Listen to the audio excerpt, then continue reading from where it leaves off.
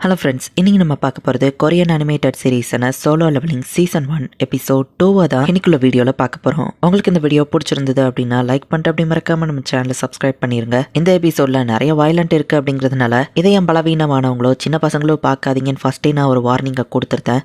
சரி வாங்க நம்ம வளவலன்னு பேசிக்கிட்டு இருக்காம இன்னைக்குள்ள கதைக்குள்ளே போகலாம். இன்னைக்கு நம்ம பார்க்க போகிறது சோலோ லெவலிங் சீசன் 1 எபிசோட் 2. சில எல்லாரையும் இன்ஸ்டன்டா கொண்டுகிட்டு இருக்கு. எல்லாரும் அசையாதீங்க, அப்படியே இருங்க அப்படின்னு சொல்லி மிஸ்டர் சாங் சொல்றாரு. ஜோஹி நீ ஓகே தானே அப்படின்னு நம்ம ஹீரோ கேட்கறான். ஜின்னோ நீ மட்டும் சொல்லலைன்னா எல்லாரும் எல்லாரும் செத்துருப்போம். ஆமா உனக்கு எப்படி தெரியும்னு கேட்க டேஞ்சர் வரப்போதுன்னு நான் சென்ஸ் பண்ணேன் அப்படின்னு நம்ம ஹீரோ சொல்றான். பார்த்தா சாங்கோட ஒரு கையே போயிடுச்சு. ஜின்வோ என் பிளட்டை ஸ்டாப் பண்றியான்னு கேட்கவோ சரி நம்ம ஹீரோ அவர் கையில கட்டு போடுறான். ஜோஹி தான் இதை ஹீலிங் பண்ணணும், பட் இந்த மாதிரி விஷயத்த பார்த்தா அவ பயப்படுவா. ஸோ அவட்ட கேட்க வேணாம் அப்படின்னு மிஸ்டர் சாங் முடிவு பண்றாரு. இந்த மாதிரி ஒரு அட்டாக் கண்டிப்பா ஏ ரேங்க் இல்ல எஸ் ரேங்கா கூட இருக்க வாய்ப்பு இருக்கு. அந்த டேப்லெட்ல எழுதியிருந்த ஏன்ஷியன் ஸ்கிரிப்ட் கடவுளை வணங்கணும், கடவுளை பாராட்டணும், நம்பிக்கையை கடவுளுக்கு ப்ரூவ் பண்ணணும், அதை பண்ணா உயிரோட வெளியே போலாம் அப்படின்னு அதில் போட்டிருக்கும். திடீர்னு ஓப்பன் ஆகிற அந்த கேட் மான்ஸ்டர்ஸை மட்டும் இல்ல ஹியூமன்ஸையும் அவேக்னிங் பண்ணிச்சு. அவங்க எல்லாரும் ஹண்டர்ஸ்னு அழைக்கப்பட்டாங்க. அண்ட் அவேக்னிங்கோட ஹண்டர்ஸோட பவர்ஸ் அது எப்பவுமே சேஞ்ச் ஆகாது அப்படின்னு சொல்லி பேக்ரவுண்ட்ல நமக்கு எக்ஸ்பிளைன் பண்றாங்க. நம்ம ஹீரோவோட சிஸ்டர் தான் காமிக்கிறாங்க. ஹே ஜீனா உன்னோட அண்ணன் ஒரு ஹண்டர் தானே கேட்கவும் ஆமா பட் அவன் ஒரு ஈராங் தான். வீட்டுக்கு ஸ்டோன்ஸோட வர்றதோட அவன் அதிகமா காயத்தோட தான் வருவான். ஏன் கேட்குற அப்படின்னு ஜீஹோ கேட்கவும் ஒன்றும் இல்லை கண்டிப்பா நானா இருந்தா அப்படி வரமாட்டேன் அப்படின்னு சொல்லி அந்த புதுசா அவேக்னிங் ஆன அந்த பொண்ணு சொல்றா. ஜின்வோ அடுத்து என்ன பண்ணலாம் அப்படின்னு மிஸ்டர் சாங் கேட்கிறாரு. என்னோட எபிலிட்டி ஸ்பீட் அது மேல எனக்கு நம்பிக்கை இருக்கு, நான் இந்த இடத்துல இருந்து வெளியே போவேன் அப்படின்னு ஒருத்தர் செம ஃபாஸ்டா ஓடுனா அந்த சிலை அவனை இன்ஸ்டன்டா எரிச்சிருது. அந்த சிலை நினைச்சதுன்னா ஈஸியா இவங்க எல்லாரையும் எப்ப வேணா அது கொல்லலாம், பட் நம்மள மட்டும் ஏன் அது கொல்லலாம் அப்படின்னு சொல்லி இவங்க யோசிக்கிறாங்க. இந்த இடத்துக்கு ஏதாச்சும் ரூல்ஸ் இருக்கும் அப்படின்னு நம்ம ஹீரோ யோசிக்கும் போது அந்த டேப்லெட்ல எல்லாம் எழுதி இருந்தது நம்ம ஹீரோ கேட்கறான். ஃபர்ஸ்ட் கடவுளை வணங்கணும் அப்படின்னு போட்டிருந்தது. என் தேரியை நான் டெஸ்ட் பண்ணி பார்க்கலாம்னு நினைக்கிறேன் அப்படின்னு நம்ம ஹீரோ எந்திக்கவும் தேவையில்லாம அவன் உயிரை ரிஸ்க் பண்ணாத, இல்ல உன் கண்ணை பார்த்தா நீ சாக ரெடியான மாதிரி தெரியலையே அப்படின்னு சாங் பாக்குறாரு. எந்திரிச்சு நிக்கவும் அட்டாக் பண்ண வந்தா அது நம்ம ஹீரோ கீழே குனியவும் எதுவுமே பண்ணல. குறிப்பிட்ட ஹைட்டுக்கு மேல எந்திரிச்சாதான் அது நம்மள அட்டாக் பண்ணுது. கடவுளை வணங்கணும்னு சொல்லி தானே அந்த டேப்லெட்ல போட்டிருந்துச்சு. எல்லாரும் உங்க தலையை இந்த மாதிரி குனிங்க அப்படின்னு நம்ம ஹீரோ சொல்றான். அவனுக்கு என்ன கிறுக்கு பிடிச்சிட்டா காமெடியா பண்ணிட்டு இருக்கான்னு மத்தவங்க பாக்குறாங்க. ட்ரை பண்றதுல ஒன்னும் தப்பு இல்லையன்னு சாங் சொல்லவோ சரின்னு எல்லாருமே தலையை கீழே குனியவும் கண்ணில் இருந்து லேசர் ஆஃப் ஆகி இப்போ அந்த சிலை சிரிக்குது. அது நம்மள நல்லாவே கிண்டல் பண்ணுது. அவ்வளவுதான் முடிஞ்சதுன்னு நினைக்கிறேன் அப்படின்னு சொல்லி பார்க் இப்ப எந்திக்கிறான். எந்த அட்டாக்கும் நடக்கல. சோ இப்ப மத்த எல்லாருமே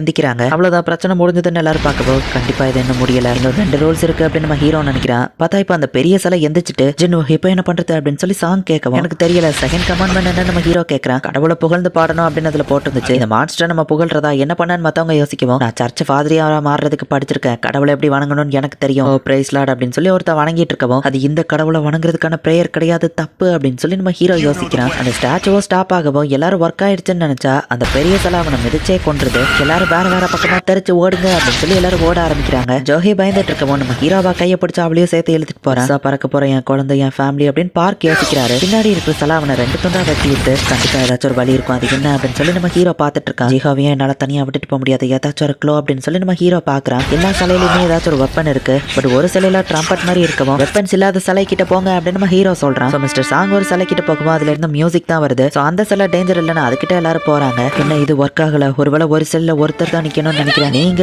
அப்படின்னு சொல்லிட்டு நம்ம ஹீரோ அந்த இடத்துல இருந்து கிளம்புறான். நம்ம ஹீரோ ஒருத்த மட்டும் தான் ஓடிட்டு இருக்காங்கிறதுனால அந்த சிலை நம்ம ஹீரோவை தான் துரத்துது. ஜஸ்ட் மிஸ்ல நம்ம ஹீரோ தப்பிக்கிறான். ஜின்னு தப்பான சிலையில இருக்கிற அப்படின்னு ஜோஹே சொல்றா. ஷீல்டு இருக்கிற ஒரு சில சம ஃபாஸ்டா நம்ம ஹீரோவை கட் பண்ண ட்ரை பண்ணுது. நம்ம ஹீரோக்கு அடிபட்டிருக்கு, இருந்தாலும் நம்ம ஹீரோ விட்டு கொடுக்காம ஓர்ந்து அந்த இடத்துல இருந்து போறான். இல்ல நான் சாகக்கூடாது இல்ல அப்படின்னு சொல்லி நம்ம ஹீரோ ஒரு வழியா ஓர்ந்து அந்த இடத்த ரீச் ஆயிருக்கான். அந்த சிலை பாட ஆரம்பிக்கவும் இப்ப நம்ம ஹீரோவா அந்த பெரிய சிலை விட்டுட்டு பின்னாடி போயிருது. திரும்ப போய் அதோட சேர்லயே அதை உட்காந்துருது. ஓகே தானே ஜீஹோ பார்த்துட்டு ஷாக் ஆகுறா. பார்த்தா நம்ம ஹீரோவோட ஒரு காலே துண்டா போயிடுச்சு. பிளட் மட்டும் ஸ்டாப் ஆகணும் அப்படின்னு ஹீலிங் பண்ண ட்ரை பண்றா. லிமிட்டை ரீச் பண்ணிட்டு வேணா நம்ம ஹீரோ சொல்றான். மானவா அதிகமா யூஸ் பண்ணதுல அவளுமே வாமிட் எடுக்கிறா. இதெல்லாம் உங்க தப்பு தான், வேண்டான்னு மத்தவங்க சொல்லியும் நீங்க எங்க கூட்டிட்டு வந்திருக்கீங்க அப்படின்னு சாங்க பார்த்து கிம் சொல்லவும் நீ தானே சொன்ன இன்னொரு பொண்ணு கேட்கற, நான் தான் லீடர், நான் தான் ஃபைனல் டெசிஷனை மேக் பண்ணேன் அப்படின்னு சொல்லி சாங் சொல்லவும் யார் மேல தப்புன்னு சொல்றதுக்கான நேரம் இது இல்ல, இன்னும் பேலன்ஸ் ஒரு ரூல் இருக்கு அப்படின்னு ஹீரோ யோசிக்கிறான். அது என்னது அப்படின்னு மத்தவங்க பார்க்கவும் அது ஒரு ஆல்டர், கடவுளுக்கு சாக்ரிஃபைஸ் பண்றதுக்கு தான் அது உண்டு அப்படின்னு நம்ம ஹீரோ சொல்லவும் லீடரா நான் ரெஸ்பான்சிபிலிட்டி ஏத்துக்கிட்டேன்னு சொன்னீங்கல்ல, உங்க உயிரை சாக்ரிஃபைஸ் பண்ணி நீங்க சொன்ன மாதிரியே எங்களுக்கும் அந்த கார்டுக்கும் உங்க தகுதியை ப்ரூவ் பண்ணுங்க அப்படின்னு சொல்லி கிம் சொல்றான். சரின் மிஸ்டர் சாங் உயிரை விடலாம் அப்படின்னு சொல்லி அந்த ஆல்டர் கிட்ட போறாரு. அப்போ ஒரு ரெட் கலர் ஃப்ளேம் அந்த இடத்துல எரிய ஆரம்பிக்குது. ஜின்வோ இப்போ என்ன பண்றது அப்படின்னு சாங் கேட்கவும் அதுல போய் நின்னா சாக்ரிஃபைஸ் ஆகும்னு அர்த்தம் கிடையாது, வேற ஏதோ நினைக்கிறேன் அப்படின்னு நம்ம ஹீரோ யோசிச்சுட்டு அந்த ஆல்டர் கிட்ட கூட்டிட்டு போங்க நம்ம ஹீரோ சொல்றான். மத்த 2 பேரும் கொஞ்சம் பயப்படுறாங்க. அது கிட்ட போனவன் எல்லாம் செத்துற மாட்டோம் கவலைப்படாதீங்க நம்ம ஹீரோ சொல்றான். இவங்க அதுக்குள்ள வரவும் இன்னொரு 3 லைட் வந்துருது. ரெஸ்கியூ டீம் வர எவ்வளவு டைம் இருக்குன்னு நம்ம ஹீரோ கேட்கறான். 7வது நாளுன்னு மிஸ்டர் சாங் சொல்றாரு. டஞ்சன் பிரேக் மட்டும் ஆச்சுன்னா உள்ள இருக்கிற மான்ஸ்டர்ஸ் எல்லாம் வெளியே வந்து ஒருவேளை நம்ம ஹீரோவோட டீம் மட்டும் இந்த சிலையை இந்த இடத்துலயே தடுக்கலன்னா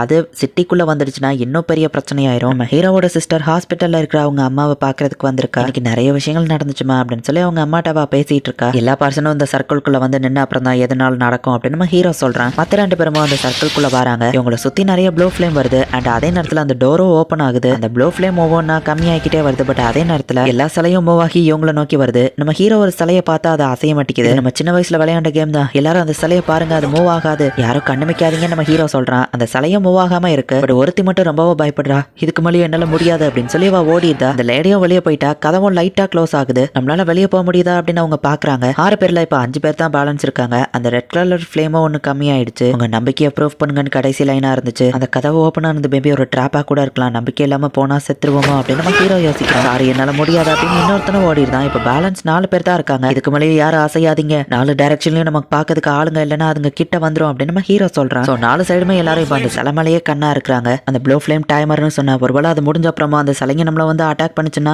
அப்ப என்ன பண்றது? கதவு ஓப்பன் ஆயிருக்கும் போதே எல்லாரும் ஓடி போறது தான் பெஸ்ட். எனக்கு என் ஃபேமிலி தான் முக்கியம். நான் ரொம்பவும் வீக் ஆனவன், என்னால இதுக்கு மேல முடியாது அப்படின்னு சொல்லி கிம்மோ அந்த இடத்துல இருந்து ஓடிட்டான். எல்லா சிலையும் பார்க்க இப்ப ஆளுங்க இல்லங்கிறதுனால அந்த சிலைங்க உங்க கிட்ட நெருங்க ஆரம்பிக்குது. வேற வழி இல்ல, நீங்க 2 பேரும் இங்க இருந்து போயிருங்க, நான் வயசானவன், என் டைம் முடிஞ்சது அப்படின்னு சாங் சொல்றாரு. மிஸ்டர் சாங், என் காலை என்னால ஆசிக்க முடியல அப்படின்னு ஜோஹி சொல்றா. சாங், நீங்க அவளை கூட்டிட்டு கிளம்புங்கன்னு சொல்லவும் ஜின்னு சாரி அப்படின்னு சொல்லி ஜோஹி சொல்லவும், ரேட் கேட்டல, இதை யூஸ் பண்ணி சாப்பாடு வாங்கிக்கோ, பேலன்ஸ் காசை நான் வந்து வாங்கிக்கிறேன், ஒத்த காலை வச்சுக்கிட்டு என்னால கண்டிப்பா வெளியே வர முடியாதுன்னு நம்ம ஹீரோ சொல்றான். சாங்கும் அவளை அடிச்சு மயங்க வச்சுட்டு, சாரி ஜின்னு, நமக்கு நிறைய டைம் இல்ல அப்படின்னு அவளை கூட்டிட்டு அங்க இருந்து கிளம்புறாரு. என்னோட சாக்ரிஃபைஸ்ல 2 பேர் வாழ்றாங்கன்னா அது எனக்கு சந்தோஷம் தான் அப்படின்னு நம்ம ஹீரோ நினைக்கிறேன். கிம் போட்டுட்டு போன அந்த ஸ்வாடை இப்ப நம்ம ஹீரோ எடுத்துட்டு, நான் சாகிறதுக்கு முன்னாடி உங்கள ஒருத்தரையாச்சும் கொல்லாம விட மாட்டேன்டா அப்படின்னு அந்த சலை கூட ஃபைட் பண்ண ரெடியா நிக்கிறேன். பட் அதோட அட்டாக்குக்கும் நம்ம ஹீரோ சைஸ்க்கும் நம்ம ஹீரோவால எதுவும் பண்ண முடியல. ஜஸ்ட் இப்போதைக்கு டாஷ் பண்ணிட்டு மட்டும் இருக்கான். நம்ம ஹீரோவோட ஒரு கை துண்டா போயிருது. அந்த சிலைங்க நம்ம ஹீரோவா சரமாரியா வெட்டிட்டு இருக்கு. நான் வீக்கானவன், என்னால இதுக்கு மேல முடியலன்னு கிம் சொல்லியிருப்பான். அப்ப என்னோட நிலைமை இருக்கிறதுலயே நான் தான் ரொம்பவே வீக்கானவன். உங்களுக்கு மட்டும்தான் ஃபேமிலி இருக்கா? எனக்கும் ஒரு ஃபேமிலி இருக்கு. நான் இல்லாம என்னோட ஃபேமிலி இதுக்கப்புறம் என்ன பண்ணும் அப்படின்னு நம்ம ஹீரோ யோசிக்கிறான். நம்ம ஹீரோவோட பாடியில ஸ்பீர் அப்படியே குத்தி அது தூக்கி கீழே போடுது. ஆல்டர் மேல நம்ம ஹீரோ வந்து விழுது. அந்த இடம் ஃபுல்லா வர ரத்தமா ஆகுது. ஒரே ஒரு ப்ளூ ஃபிளேம் தான் பேலன்ஸ் இருக்கு. அந்த சிலை நம்ம ஹீரோவை வெட்டலாம் அப்படின்னு வருது. ஒருவேளை எனக்கு மட்டும் இன்னொரு சான்ஸ் கிடைச்சா அப்படின்னு நம்ம ஹீரோ யோசிக்கிறான். டைமரா இருந்த அந்த ப்ளூ ஃபிளேம் முடியவும் secret quest courage of the week complete ஆயிடுச்சு. நீங்க பிளேயரா இருக்க தகுதியா இருக்கீங்க. அக்செப்ட் பண்ணலைன்னா உங்க ஹார்ட் 0.2 செகண்ட்ஸ்ல நின்றுன்னு சொல்லவும் எஸ் நம்ம ஹீரோ செலக்ட் பண்றாங்க. இந்த இடத்துல இந்த எபிசோட் முடியுது. இதுக்கப்புறம் தான் கதையை இன்னும் வேற லெவலில் சூப்பராக போக ஆரம்பிக்கும். ஸோ மிஸ் பண்ணாமல் பார்த்து என்ஜாய் பண்ணுங்க. அண்ட் உங்களுக்கு இந்த வீடியோ பிடிச்சிருந்தது அப்படின்னா லைக் பண்ணிட்டு அப்படி மறக்காமல் நம்ம சேனலை சப்ஸ்கிரைப் பண்ணிடுங்க. தேங்க்யூ ஃபார் வாட்சிங். Bye guys. நெக்ஸ்ட் எபிசோடில் மீட் பண்ணலாம்.